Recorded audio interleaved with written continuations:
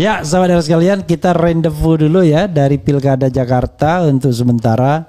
Ridwan Kamil dan pasangannya Suswono kalah dari pasangan Pramono Rano ya.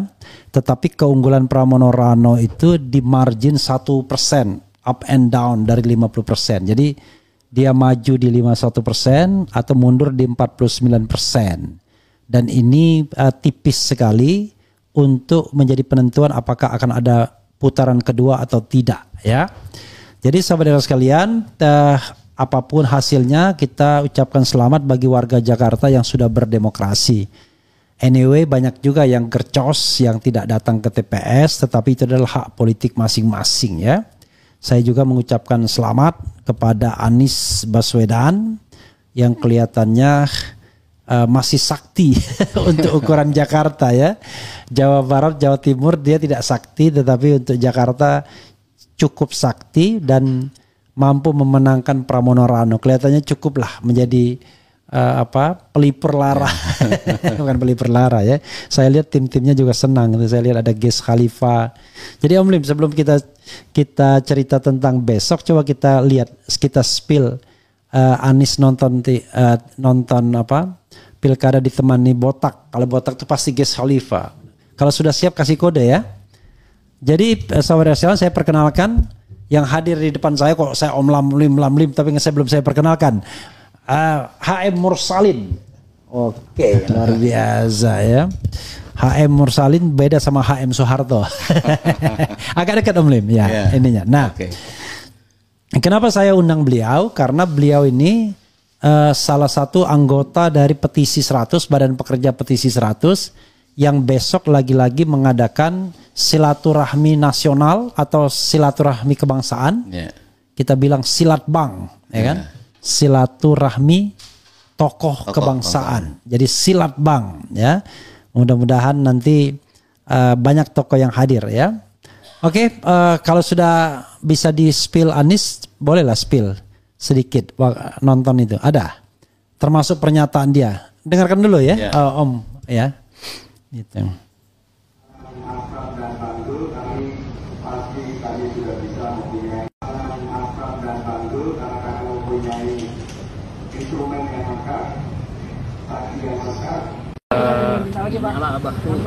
Menyala dong. Pak Anies, Ini udah terang menyala sekali. Pak Anies ini kayaknya biru-biru semua, ini ada artinya nggak gitu? Barusan kita tadi ngomong, pas lagi keluar, kok bisa kita bajunya sama? Nggak janjian, satu yang nggak sama. Ya, padahal nggak ada janjian. Nggak ada janjian ya? Ya. Oke, gitu ya. Terima kasih ya. Selamat nyoblos. Pada nyoblos ini? Nyoblos. Jam 9 Pak.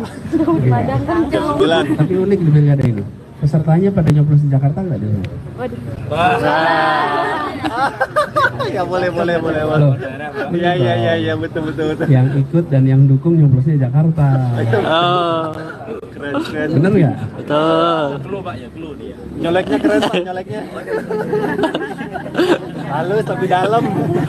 Loh, kalau nggak Sekalian tadi ya saya sekedar spill ini karena memang lagi rame-ramenya yang beginian ya.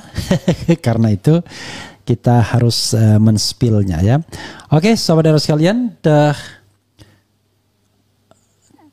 jadi kameranya kok agak miring ya. Oh, saya duduk saya miring ya. Oke. Om Lim, ini ada lagi acara silaturahmi kebangsaan besok ya. Ini hanya untuk undangan aja ya? Atau masyarakat umum juga? Enggak? Undangan. Karena yang kita undang utama adalah media. Cukup meluaskannya melalui media. Oke. Tapi bagi teman-teman dekat yang memang sudah tahu tentang acara ini dan tempatnya, ya kita tidak larang untuk datang. Oke, tetapi intinya adalah ini tidak di publik ya? Iya, karena tidak di publik, makanya saya tidak sampaikan tempatnya ya. pukul berapa tempatnya juga saya tidak. Biasanya kita mengadakan tanpa menyebutkan tempat sudah di atas 250. Oke. Jadi sulit kita terlalu banyak. Oke. Ya. Jadi Om Lim ya, pertama maksud dan tujuan diadakan ini. Yang kedua, siapa-siapa saja tokoh yang bakal hadir. Pertama yang diundang dan kira-kira yang bakal hadir. Dan ketiga apa hasil yang diharapkan. Ya. Oke, silakan Om Lim. Ya. Mestinya kita sudah sejak beberapa waktu yang lalu untuk melakukan kembali silaturahmi tokoh bangsa. Yang memang awalnya kita adalah dari petisi 100, tetapi sekarang kita jarang menyebutkan petisi 100 karena sudah menyatu dengan tokoh-tokoh bangsa yang lain. Perjuangan-perjuangan kita, perjuangan-perjuangan teman-teman tokoh yang lain nampaknya memang sama. Jadi inilah waktu yang tepat besok itu untuk mengevaluasi ya segala macam lah, mulai dari mungkin kepulangan Bapak Prabowo sejak keberangkatannya, kemudian masalah ada sesuatu yang sangat seru, masalah PSN PIK 2, kemudian ada yang terpenting juga ini adalah ingin memantau, melihat dugaan-dugaan kita tentang pilkada ini. Walaupun tidak ingin termasuk terlalu jauh, tetapi hanya meyakini bagaimana sikap rakyat itu terhadap penguasa Presiden ke-7 Joko Widodo itu. Karena meyakini bahwa rakyat tidak ingin orang-orang yang didukung dia menang gitu. Intinya sepertinya itu, karena tidak boleh diterus-teruskan genggaman tangannya tidak kuasa tapi mau menguasain terus ini. Itu yang paling mungkin yang paling banyak dibicarakan besok oleh para tokoh yang diundang. Walaupun kita mendapatkan realita ya, hanya di Jakarta yang diperkirakan kalah yang didukung oleh Mulyono. Tapi di Sumatera Utara menang telak kelihatannya. Kemudian di Jawa Tengah juga menang telak, di Jawa Timur juga menang telak. Terutama provinsi dengan jumlah pemilih terbesar ya, termasuk di Jawa Barat, tapi Jawa Barat spesifiknya lebih kepada Gerindra, Deddy Mulyadi gitu ya. Tetapi yang menarik adalah Jakarta sendiri ya kan. Om Lim warga Jakarta atau Jawa Barat? Jakarta Timur. Oh, warga Jakarta Timur ya. Saya tidak tanya milih apa enggak ya. Om Lim, kira-kira siapa Om Lim yang bakal datang besok itu? Siapa aja yang bakal datang? Yang jelas yang pengundang itu banyak sekali ya. Ada Pak Ibu Husnul Maria, kita Rizal Fadilah, Sunarko, ada Said Didu, ada termasuk Pak Refli Harun kita. Saya ikut pengundang juga. Coba dicek kalau gitu. Om Lim dekat Om Lim sini. Yang diundang seperti biasa yaitu para guru besar, para Jenderal TNI Purnawirawan, kemudian para tokoh-tokoh yang lain yang karena ini akan ada satu, bukan memantau saja, tapi akan ada satu pekerjaan yang harus dilakukan oleh para tokoh bangsa untuk menuntaskannya, menuntaskan Jokowi dan tentunya gugatan terhadap wakil presiden itu. Ya. Jadi itu pekerjaan utama yang untuk menyelesaikan persoalan bangsa supaya betul-betul kita mendorong dan mendukung Presiden Prabowo apabila ingin mewujudkan seperti cita-cita dia, kalau boleh dikatakan cita-cita dalam pidato-pidatonya itu. Jadi itu yang sebenarnya kita ikut membantu menuntaskan. Tapi belumlah lagi itu, terkadang ada satu hal yang sangat mendesak dan menampakkan kegagahannya, yaitu para oligarki berkait dengan PSN PIK 2. Jadi Om Lim, walaupun judulnya Adili Jokowi dan maksulkan Fufufafa, tetapi pembahasan tidak hanya dua hal ini ya. Bisa nanti nyerempet soal PSN, bisa menyangkut pilkada gitu ya, bisa menyangkut janji-janji Prabowo gitu ya, luar biasa. Ya walaupun kita tidak mengatakan bahwa itu menyerempet, karena memang yang selama ini kita lawan terhadap Joko Widodo itu adalah dia ada dalam genggaman atau dalam penguasa bersama para oligarki itu. Oke. Nah, jadi sebenarnya masih dalam satu garis gitu. Oke. Jadi bukan nyerempet tetapi dalam suatu lingkaran Dalam ya. satu lingkaran ya. Oke, saya lihat di sini ya, kalau kita lihat yang diundang itu kan kita tidak perlu ditampilkan namanya ya, nanti pokoknya di spill aja. Ada kelompok purnawirawan rupanya ya, mulai dari Jenderal Purnawirawan Tiasno Sudarto, kemudian ada juga di sini sampai Fahrul Rozi, Gatot Nurmantio ya, Sunarko. Kelompok politisi mulai dari Amin Rais ya, ada Eros Jarot juga, kemudian ada Faisal Azegab, entah kemana ini orang. Ada Ramadan Pohan, tapi Ramadan Pohan tidak lagi Partai Demokrat ya. Ada Habil Marati, ada Ahmad Yani, ada ulama juga ya, ada Sobri Lubis ya, ada Muhyiddin Junaidi dan lain sebagainya. Ada kelompok akademisi ya. Saya dimasukkan kelompok akademisi walaupun sudah mulai jarang ngajar.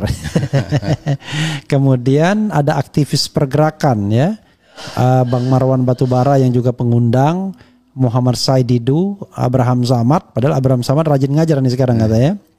Ada Bambang Wijayanto, Rocky Gerung ya, yang baru berhasil mengkampanyekan Pramono Rano. Kemudian ada juga advokat ya. Kemudian ada media wartawan senior, ada aktivis perempuan. Wah, banyak di sini aktivis perempuan ya yang kemudian diundang. Begitu sobat era sekalian ya, mudah-mudahan walaupun mereka belum tentu datang semua, tapi paling tidak berapa ekspektasinya Om Lim? Saya panggil Om Lim ini memang panggilan panggilan di aktivisme. Biasa namanya Mursalin tapi dipanggil Om Lim. Ini versi yang agak miskinnya. Karena yang saya kaya banget soalnya. Gimana yang kira-kira yang bakal datang siapa aja Om Lim? Melihat dari waktunya yang nampaknya memang fokus ke arah-arah itu, diperkirakan kemungkinan 150 sampai 200. Oke. Ya. Kalau lebih dari 200 kita nggak ada konsumsi persiapan. Oke, jadi mereka nanti akan datang dan mereka menyampaikan orasi singkat ya? Iya. Seperti biasanya ya? Seperti biasanya. Oke. Tetapi kita upayakan jam 12 itu supaya tidak melebar kemana-mana, sudah bisa membacakan apa tuh hasil dari bisa aja Om. Jadi tetap dibacakan jam 12 lalu kemudian lanjut lagi dengan yang lain ya kan? Iya. Jadi kan sudah di luar sudah orasi di luar itu kan? Iya, kita berharap nanti Mbak Rahma Sarita yang kita tunjuk untuk menjadi moderator untuk bisa mengatur waktu dengan tepat. Ya, jadi paling tidak Om Lim dikasih waktu 10 sampai 12 selanjutnya acara bebas. Kan kasihan yang lain kalau tidak dikasih kesempatan ngomong. Seperti kan? Pak Refli mengadakan acara tetap itu dijalankan, tetapi inti acara jam 12. Jam 12 ya. Artinya sudah tidak ada tanggung jawab lagi panitia setelah itu. Nah, tetapi kalau ada yang datang dan mau bicara apa saja ya kita anggap aja separuh mimbar bebas. Mimbar akademik ya kan? Gitu. Oke. Apalagi yang mau disampaikan Om Lim? Ada imbauan atau apa? Yang jelas ini tidak terbuka untuk umum, hanya berlaku untuk undangan ya. Dan teman-teman dekat aja biasa yang selama ini datang. Ya, termasuk juga para YouTuber, wartawan gitu ya. Silakan datang. Gimana Om Lim? Ya sebenarnya kita menginginkan karena kita sudah tahu ada isi hati rakyat dan para pemimpin itu hendaknya seperti apa masa ke depan setelah adanya Presiden Prabowo yang ke-8 ini. Bisa mengungkapkan keinginan-keinginannya dan nanti saatnya kemudian bisa bertemu dengan atau menghadap Bapak Presiden untuk menyampaikan dukungan-dukungan atas keinginan-keinginan di pernyataan ataupun di pidato-pidatonya itu. Karena masyarakat masih melihat terjadi suatu ketimpangan antara keinginan dengan apa yang dilakukannya, antara keinginan dan apa dalam menteri-menteri kok yang dipaksakan dan sudah disebut di mana-mana itu adalah paksaan dari presiden yang ke-7.